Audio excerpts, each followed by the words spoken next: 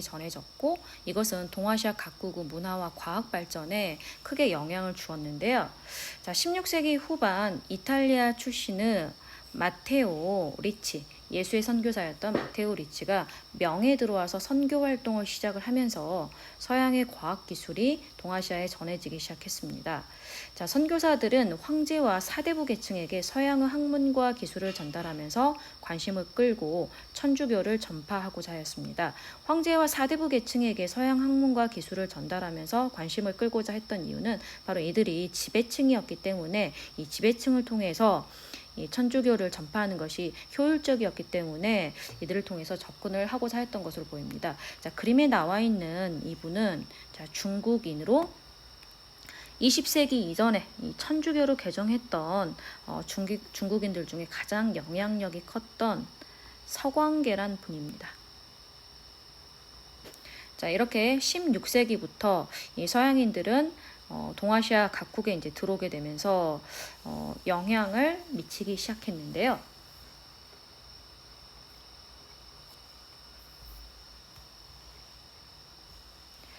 자, 서양 선교사들의 활동을 좀 구체적으로 살펴보도록 하겠습니다. 일단 천주교를 전파하고자 하는 목적이 컸지만 그것부터 당연히 할 수는 없었겠죠. 왜냐하면 아무래도 이 서양의 종교, 다른 사상을 가진 것에 대해서는 경계를 할 수밖에 없었기 때문에 좀 다른 방법으로 접근했습니다. 천문역법이라든지 서양의 과학기술이라든지 무기, 대포 제작 기술이라든지 대포 쏘는 방법이라든지 이런 것들을 통해서 이런 것들을 알려주면서 혹은 그런 것들을 다루는 여보세요. 서양 선교사들이 들어온 이후에 이들은 예수의 선교사들이 대부분이었는데요. 천문, 역법, 시각 측정 등을 담당한 주로 흠천감에서 활동을 하였고 만원경 같은 천문 관측 기구를 소개를 하고 화포 제작과 조준 기술을 알려주면서 활동을 하기 시작하였습니다. 자, 천문, 역법, 대포 제작 기술 같은 거를 이제 전해졌다라고 했는데요. 그런 것들과 함께 지리학 분야에 크게 또 지리학의 발전에 기여를 하기도 했는데요.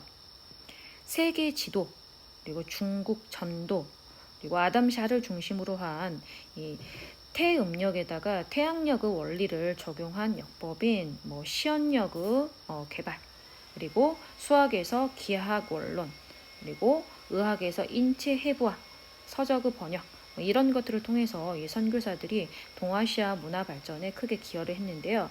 여기에 나와 있는 이 지도는 이 고녀만국 전도라는 마테오 리치 16세기 마테오 리치가 제작한 세계 지도입니다.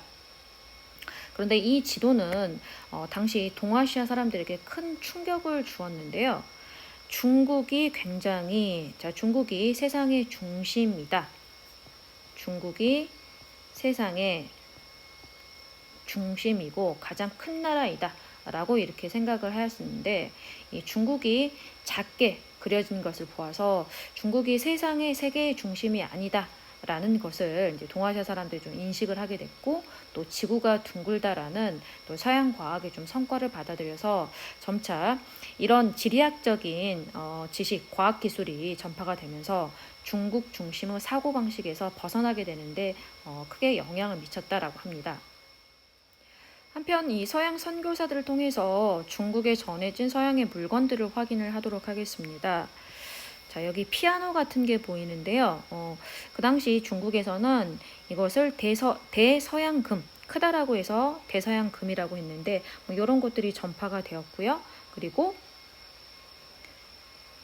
지구본, 지구가 둥글다, 이 지구 구형설을 이 중국인들에게 시각적으로 이렇게 인식을 시켜준 지구본 이런 것들이 서양의 물건들이 중국에 전해졌고요. 그리고 간접적으로 이제 중국을 통해서 조선에 전해진 서양 물품들이 있는데요.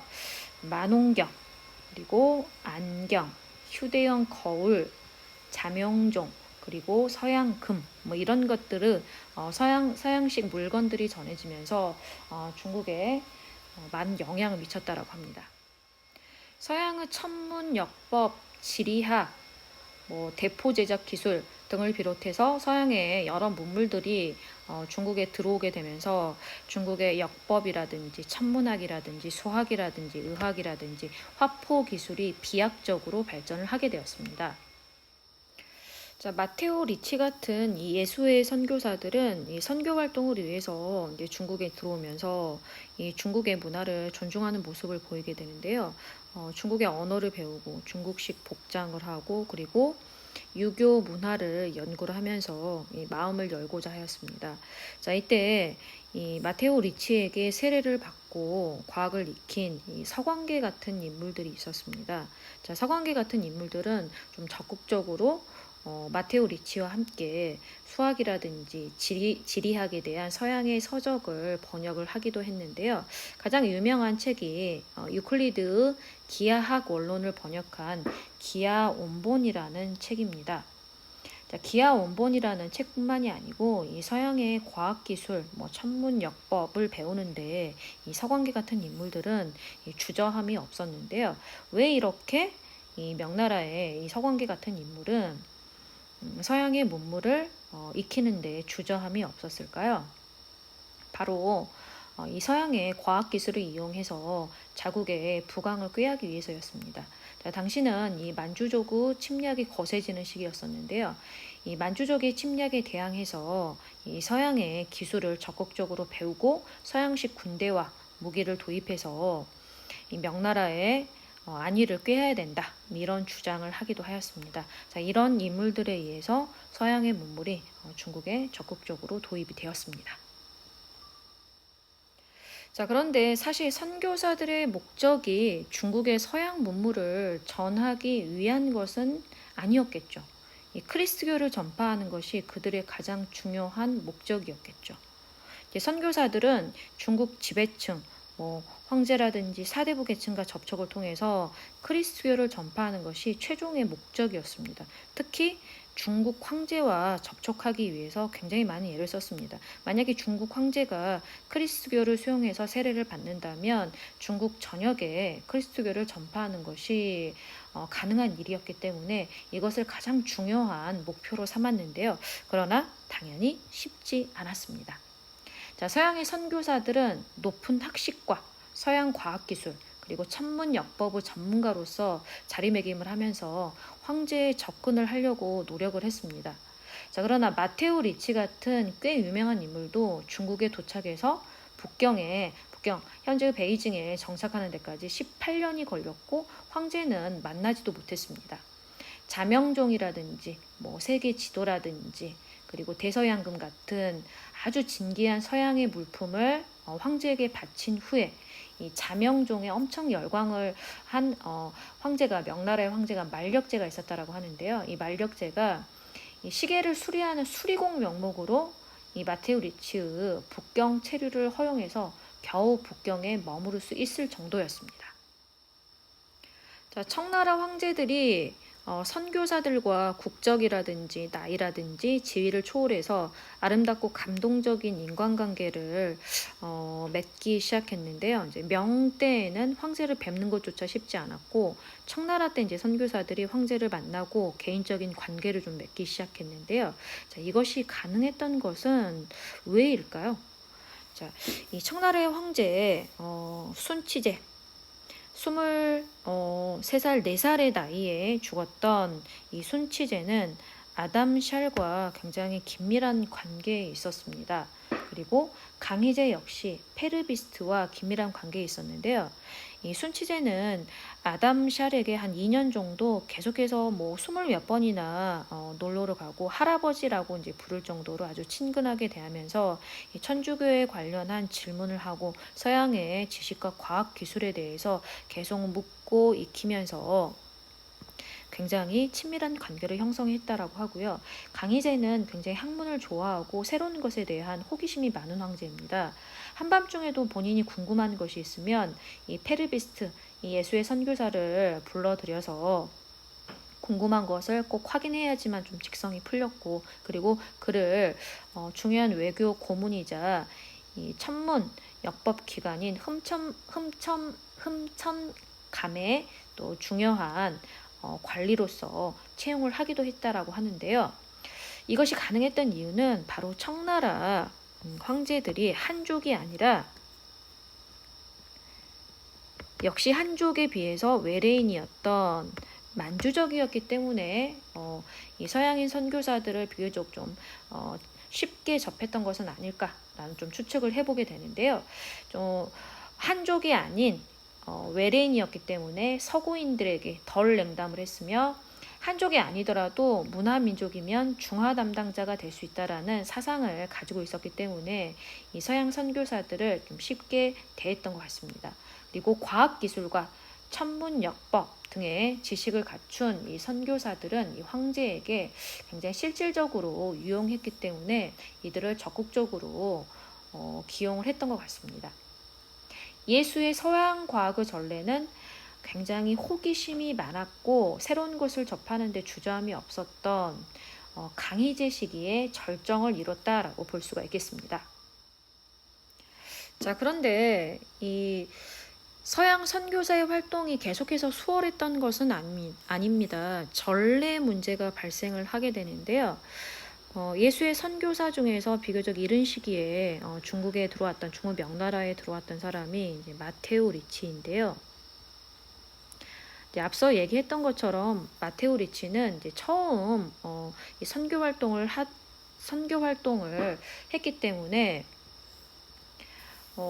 무리하게 강요를 할 수가 없었습니다. 그래서 이 중국인의 조상 숭배라든지 그다음에 공자에게 예를 다하는 것이라든지 이런 것들을 수용을 하였고, 그리고 중국어를 익혔고, 그 중국식 복장을 하였고, 그리고 스스로 유교 관련한 서적을 연구를 하는 등 먼저 중국에 다가서는 태도를 보였기 때문에 아무래도 중국의 황제들이 이 마테오 리치 이후에 예수의 선교사들에게 거부감이 좀 덜했었는데요. 좀 시간이 지나면서 로마 카톨릭 교회 내부에서 이것이 선교 활동이냐라는 좀 물음을 좀 던지게 됐다라고 합니다. 그래서 중국에 가서 그들이 예수의 선교사들이 실제로 하는 것이 무엇이냐, 중국 황제의 신하가 된 것일 뿐 아니냐, 이런 의문을 던지게 되면서 중국의 전통, 공자나 조상에 대한 제사, 이것이 우상 숭배 아니냐,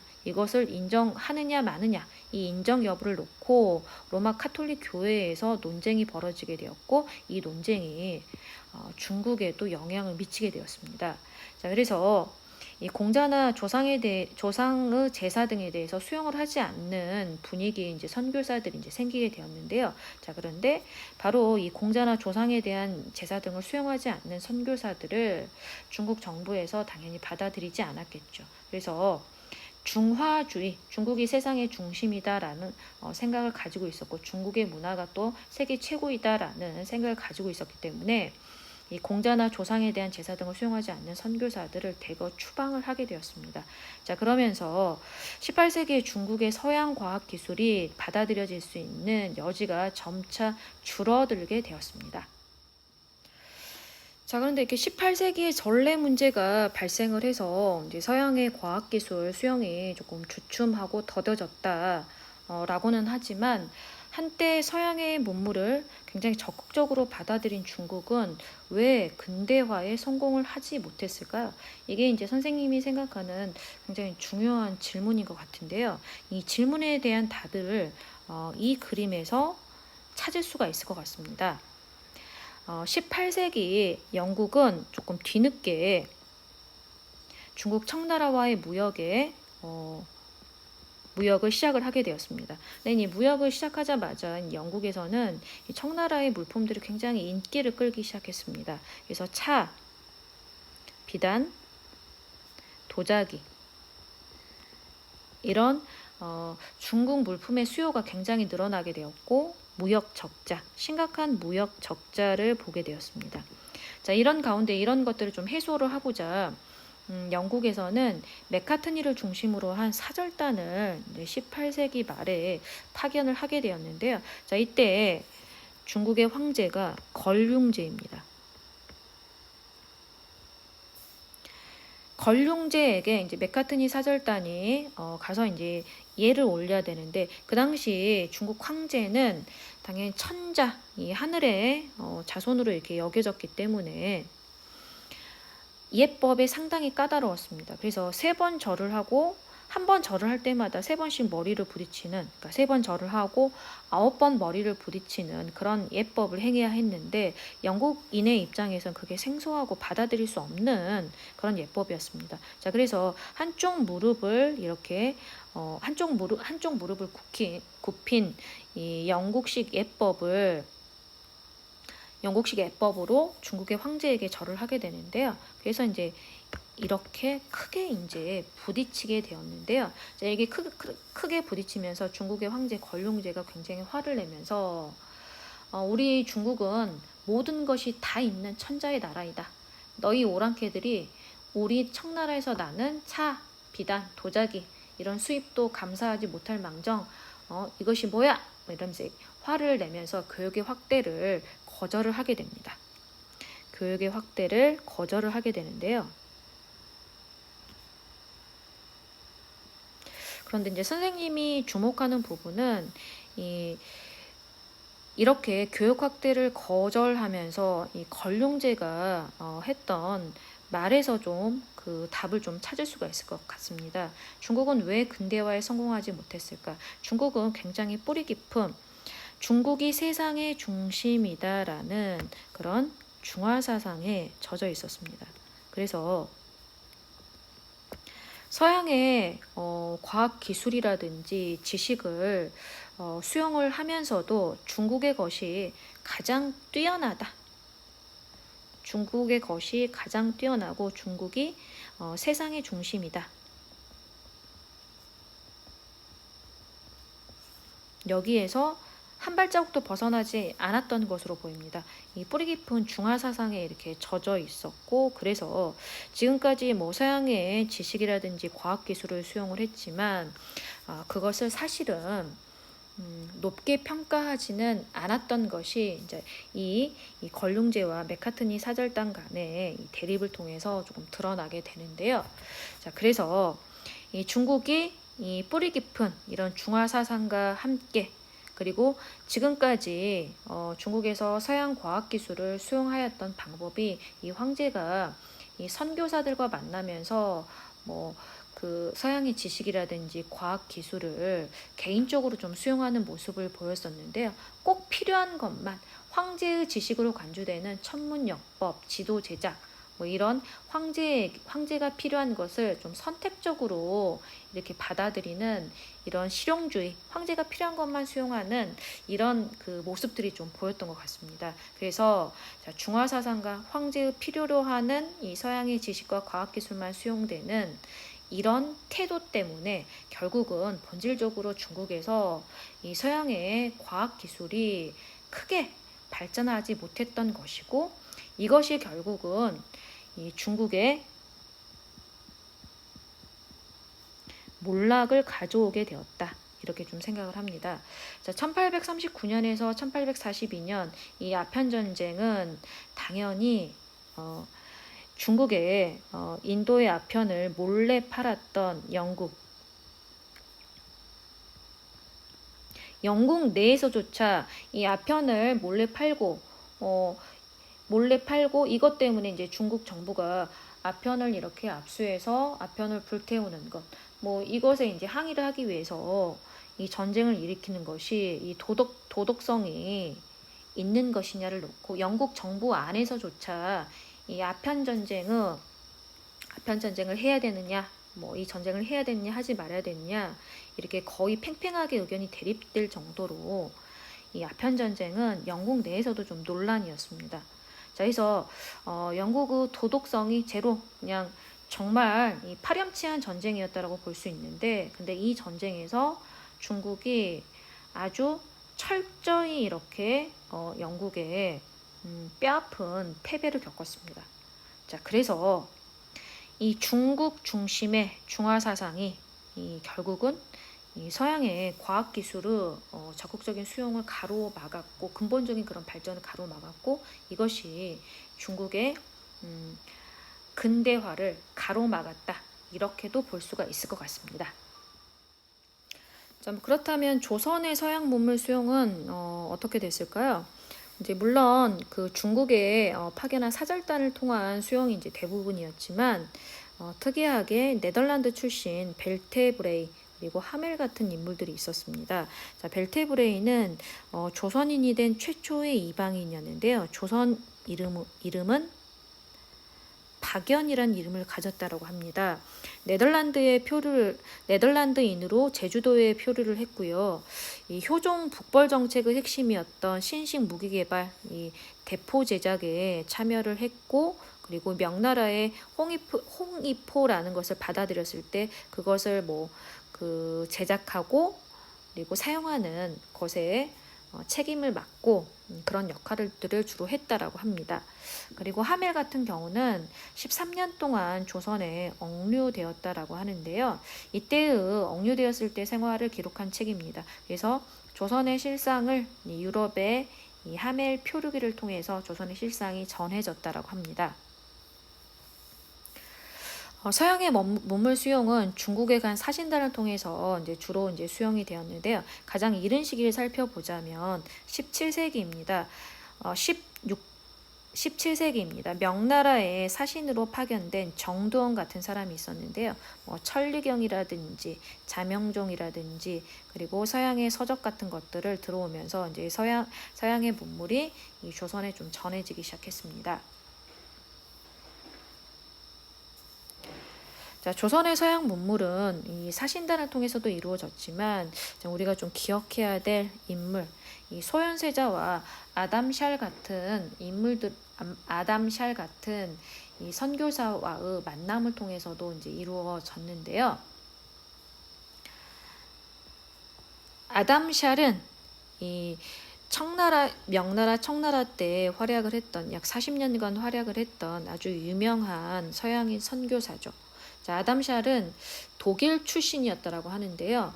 이 명나라, 청나라에서 약 44년간이나 거주를 하면서 시언역이라는 역법 개정에 참여를 했고, 그리고 천문역법을 담당했던 발음이 참 어렵네요. 흠천감의 감정으로 20년 동안 일하기도 한 그런 인물이었습니다. 자, 소현세자는 조선의 제16대 왕 인조의 첫 번째 아들로 13살 때 세자로 책봉이 됐지만 병자호란 이후에 8년 동안이나 청나라에서 인질 생활을 한 정말 비운의 세자였습니다. 1644년 이제 명나라가 멸망을 하게 되는데요. 이 청나라는 이 소현세자에게 조선으로 되돌아가도 좋다라는 것을 허용을 했고, 이 소현세자는 청나라 황제에게 귀국 인사를 하기 위해서 이제 수도 북경 베이징에 이제 2달 동안 머무르게 되었는데요. 이 2달 동안 머무르는 동안 소현세자는 정말 뜻밖의 귀한 만남을 가지게 되는데요. 바로 이 아담샬을 만나게 된 이 만남입니다. 만날 때마다 소현세자는 이 아담샬에게 거의 최초의 인물이었겠죠. 직접 물을 수 있는 서양의 학문과 천주교에 대해서 묻기 시작했습니다. 물론 언어는 통하지 않았을 테니까 이렇게 한문으로 글씨를 쓰면서 아주 긴 그런 필담을 나눴습니다. 세자는 중국의 역법을 익히고자 하는 의지가 강했기 때문에 조선의 역관 몇 명을 함께 데리고 가 익히도록 했고 2달 동안 이렇게 얼마나 많이 오고 갔으면 이제 서로 우애가 두터워져서 헤어질 때 모두 눈물까지 흘릴 정도였다라고 하는데요. 소현세자는 아담샬에게 감사의 표시로 여러 가지 값진 선물을 했고 아담샬도 답례로 자신의 책과 천문 역서 그리고 한문 서학서, 천구의, 그리고 구세주상 이런 것들을 선물했다라고 합니다. 자, 8년 동안 인질 생활을 하면서 아주 먼 이방의 약소국 조선의 세자는 이제 또 멀리 독일에서 온 이방인 아담샬과 만나게 되었는데 편지를 보내면서 이런 얘기를 했습니다. 저희 두 사람은 출신국이 다를 뿐만 아니라 바다가 가로놓여서 아주 멀리 떨어진 땅에서 각각 태어났지만 이 외국 땅에서 처음 만난 이래 마치 핏줄로 혈연으로 맺어진 것처럼 서로 존경하고 그리워하는 사이가 되었습니다. 자, 이런 편지를 만나기도 했습니다. 조선의 서양 문물 수용 과정에서 정말 잊지 못할 그런 만남이 이루어졌던 이 소현세자와 아담 샬과의 그런 귀한 인연은, 그런데 소현세자가 조선으로 귀국하고 나서 3달이 지난 후에 이 의문의 죽음을 맞이하면서 끝이 나게 되었습니다. 만약에 소현세자가 조선의 왕이 되었다면 서양의 문물을, 서양의 과학기술을, 천문학 역법을 적극적으로 수용하고 발전시켜서 조선이 달라졌다면, 자, 조선은, 그리고 그 조선에 살고 있는 조선인의 삶은 어떻게 달라졌을까? 그런 의문을 던져보게 하는 동양과 서양, 그리고 나이가 많고 적음을 떠난 그런 정말 귀한 인연이었습니다. 이 두 사람 간의 만남은 북경에 있는 남당 성당에서 이루어졌는데요. 지금도 이 남당 성당은 베이징에 위치해 있습니다. 그리고 이 시기에 아마 전해졌던 지구의 모습은 이런 모습이지 않았을까라고 생각이 됩니다. 조선의 서양의 문물이 전해지는 가운데 이 서양의 문물 수용에 굉장히 꽤나 적극적이었던 사람들이 있었습니다. 바로 북학파 실학자들이었는데요. 중국 청나라나 이 청나라에 있는 서양의 우수한 문물들을 적극적으로 수용하자라는 것을 주장한 실학자들을 북학파 실학자들이라고 얘기를 하는데요. 자, 북학파 실학자들은 이 중국을 통해서 17세기 이후에 서양의 문물을 적극적으로 접하고 수용을 하게 됩니다. 자, 그 중에서 우리가 기억해야 될 굉장히 좀 중요한 인물이 있습니다. 바로 홍대용인데요. 이 홍대용은 우리 조선인으로서는 거의 이른 시기에 성리학적인 우주관에서 벗어난 그런 굉장히 특이할 만한 인물이라고 볼 수가 있는데요. 1765년에 이 홍대용 나이 35살 때 사절단을 따라서 청나라로 가서 북경에 머무르게 됐다고 합니다. 북경에 머무르는 동안 이 홍대용은 서양의 발달된 문물과 과학 사상을 접하게 되었고 천문, 지리, 역사 등에 대한 그런 지식을 쌓았다고 합니다. 자, 천문, 지리, 역사 등에 대한 지식을 쌓고 여러 가지 과학 사상을 스스로 체계화하면서 발전을 시켰고 이 서양의 과학을 적극적으로 수용을 해서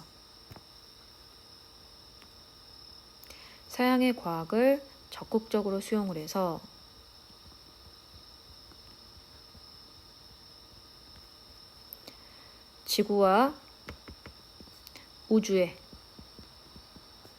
구조에 대해서도 자기 나름대로 독창적인 주장을 하게 되었고, 그리고 지구와 우주의 구조에 대해서 독창적인 그런 사고를 발전시키는 과정에서 지구가 어떤 중력의 힘으로, 어떤 힘으로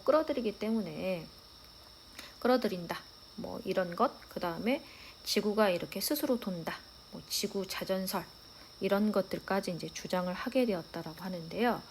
그리고 굉장히 독특하게도 이 홍대용은 우주의 존재를 믿었기 때문에 지구 이외에 다른 행성이나 달에 그 조건에 맞는 어떤 우주에 또 다른 생명체가 분명히 있을 것이다 라고 주장을 하면서 우주인의 존재도 좀 인정을 했다라고 합니다. 홍대용 같은 경우는 이 서양의 지식, 과학 기술을 수용을 하면서 스스로 그것을 발전시켜서 혼천이 같은 그런 천문 관측 기구를 만들기도 하였고, 스스로 서양의 시계, 이 자명종을 다 뜯어보고 이 자명종을 제작하기도 하는 등 굉장히 뛰어난 면모를 보이게 되었다고 합니다. 아주 멀리 이 홍대용이 머나먼 길을 가서 이 천문 지식을 배웠던 베이징의 관상대의 모습이 되겠습니다.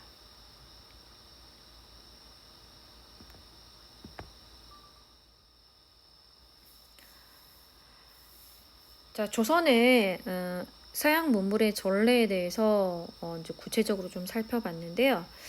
조선에 이제 특이할 만한 것 17세기 중반에 아담 샤를 중심으로 해서 이 태음력에다가 태양력의 원리를 적용한 이 시연력이 조선에도 시행이 되기 시작했습니다. 그리고 마테오 리치와 서강계가 함께 번역을 한 기아 원본이 수입이 되어서 적극적으로 사용을 하기도 했다라고 합니다. 자, 중국, 일본에 이어서 일본의 서양 문물 수용에 대해서 공부를 해보도록 하겠습니다. 자, 일본의 서양 문물 수용은 먼저 에스파냐와 포르투갈을 중심으로 이루어졌습니다. 16세기 중반 에스파냐 출신의 프란치스코 하비에르라는 이 선교사가 이제 들어와서 선교 활동을 하기 시작했고요. 그리고 포르투갈도 이제 뒤를 이어서 일본에 와서 선교 활동을 하기 시작했는데요. 자, 이 일본인이 이 포르투갈식 복장을 하고 있는 것이 굉장히 인상적입니다.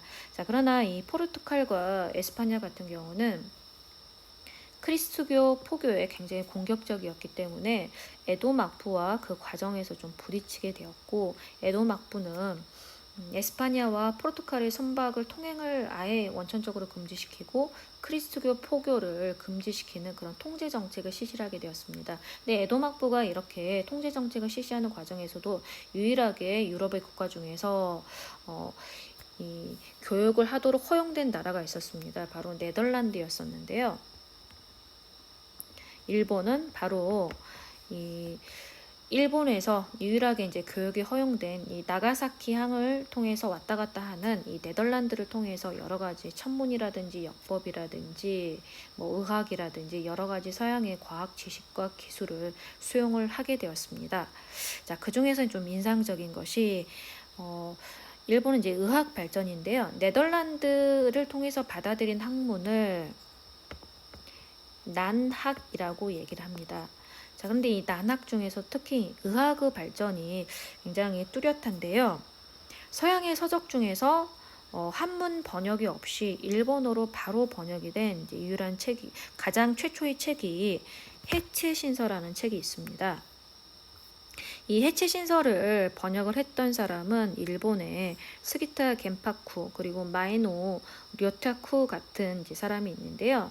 자, 이 사람들은 인체의 해부를 이제 공부를 하다 보니까 서양의 이 해부학 책이 굉장히 정밀하구나 이것을 깨닫게 돼서 네덜란드어 지식도 거의 없고 뭐 그 여러 가지 해부에 관련한 지식이 별로 없는 가운데서도 하고자 하는 그런 열정으로 배우고자 하는 열정으로 원래 독일에서 만들어진 인체 해부 책인데 그것이 이제 네덜란드 판으로 번역된 이 책을 일본어로 번역을 했다라고 합니다. 그 책이 바로 해체신서라는 책인데요.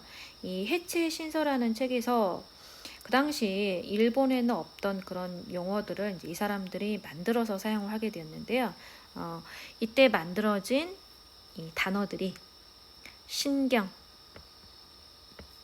연골, 동맥 이런 단어들이 만들어지고 사용이 됐다라고 합니다. 자, 그런데 들어본 적이 있죠? 신경, 연골, 동맥. 아직까지 이 동아시아에서 사용되는 그런 용어들입니다.